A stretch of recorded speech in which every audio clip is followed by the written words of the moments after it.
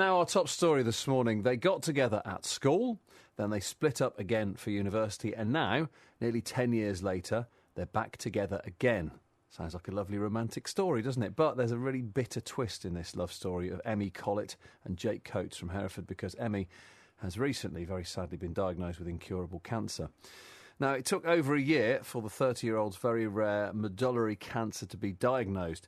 Initially, doctors thought it was irritable bowel syndrome, and it turned out she'd had the disease for about 2 years. Emmy, very sadly, now has a 20% chance of surviving for 5 years. We can speak to them both now. Morning. Morning. How do you manage to remain so positive? That part's been really easy because we're just surrounded by the most incredible people who have just been so supportive and so generous and so kind to us. Call it magic. Call it true. Obviously, I've got Jake with me as well, and that's a bit cheesy, but that's kind of a childhood dream come true. When I'm with you. How has your life changed since finding out that you have cancer? And I just got broke. Getting married and having babies, that's obviously kind of had to change because the chemotherapy treatment that I'm on will be now forever, so I won't be able to carry a baby, and at the moment obviously can't work, which is really sad. But that aside, it's actually had quite a positive impact in that now I just want to enjoy every moment and live life to the full and have a lot of fun and be surrounded by the people we love. No, I don't, it's true. I don't want anybody else but you. The mantra really is that she's going to live each day to the full, and I think the overwhelming support from everybody really, not just people that know them, but people that don't know them who sent such incredible messages and donations. I think it's just so lovely the fact they are, I mean Ray Smudge now, but I always had a feeling that there was something very special between them even as youngsters, and I always felt one day they'd probably get back together, and I think that's given Amy strength and gives Jake strength, and us, if you like.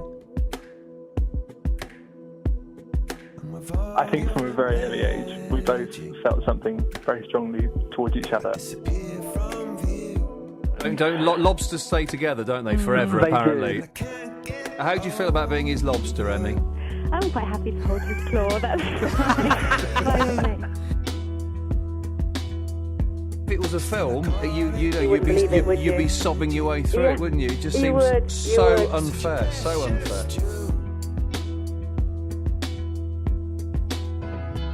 So what do you make to Emmy and Jake doing this tandem ride? I think if I'm absolutely honest, I'm a weeny bit worried.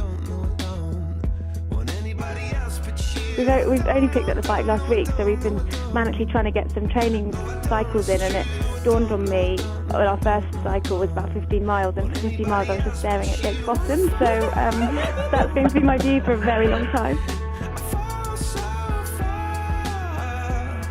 It definitely works with Jake at the front because I don't think I'd be able to work the gears properly or steer. So. Right. And also you're better at the back, Ellie, because you can slack off a bit. Exactly. And he won't be able to see, it's fine. And are you big cyclists, both of you? I don't own a bike. Right. I'm more of a runner. Right, good. This is going to go well, isn't it? Yeah. I think they'll absolutely give it their best shot.